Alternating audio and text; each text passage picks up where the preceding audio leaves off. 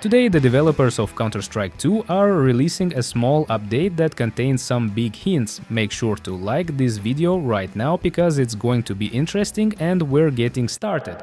Let's begin with the change log for this update. The first change today is a fix for HUD element scaling and the display of armor in spectator mode. These aren't the most exciting updates, but what is more interesting is the animation update for the AK-47. Here's what it looks like now. The animation is much smoother, the character no longer twists or bends their arms together, which used to happen previously. As you may remember, not long ago the developers introduced a rare inspect animation for the AK-47, which didn't sit well with players, so they decided to change it. The majority of players seem to prefer the new animation over the previous one. Here's a direct comparison. On the left, the old animation, and on the right, the new one. The last update in the changelog is an increase in map size support for the Counter-Strike 2 workshop. Yes, maps in the workshop can now be this large. Just in the last video, before the update, we were talking about the size of maps in the workshop. Some maps, like the Subway Smurfers map by LilyQ, are relatively small, only about 300 megabytes because they don't use a lot of high-quality textures. However, some maps, like the Fachwerk map by Orel, are much larger. Overall, Counter-Strike 2 is starting to approach the 2 GB limit for maps, with developers hitting that limit. For example, Orel map is exactly 2 GB, just the workshop's maximum size limit. This is the first thing that crossed my mind when I saw the size of this map recently, but as it turns out, the developers likely didn't increase the map limit just because of that one map. And yes, some of you guessed it, we're talking about the Decache map, which we still don't have. The creator of the map, FMP1, is in the final stages of development, but the map still hasn't been released in the workshop. This hint is further supported by a post made on his Discord channel on February 2nd, where he shared a message with a repair sign and the word final. This suggests that we'll be getting Decache in the workshop soon, and there's a strong suspicion that the map limit was increased specifically to allow this. Once Decache is uploaded to the workshop, it will likely be added to the game itself shortly after. Hopefully, the gap between its workshop release and official in-game release won't be too long. For now, Decache is one of those things that keeps players eagerly waiting for something new in CS2, aside from the usual updates like skins and discounts. Let's see what happens. My personal expectation is that we'll see Decache in the workshop by the end of February. We'll see if that's true. Speaking of some of the ongoing issues in CS2, for example, 4CS complained on February 12th about the large advantage that players peeking have. As far as I remember, the developers have made some attempts to address this, but the problem, if you can call it that, is still present.